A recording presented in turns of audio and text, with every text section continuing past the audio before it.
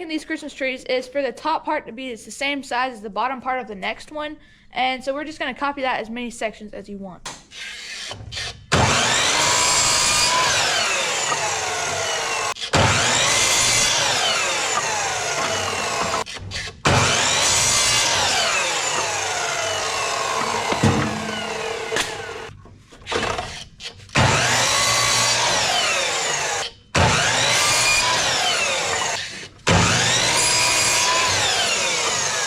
Alright, there we go. We got all the pieces cut out, so now it's time to assemble it.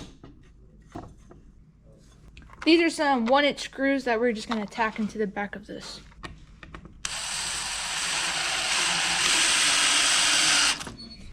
You're going to want to make sure it's lined up every time you screw one in.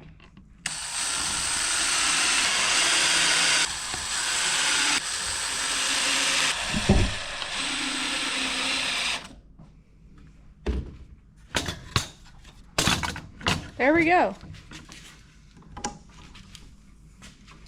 This is some 120 grit.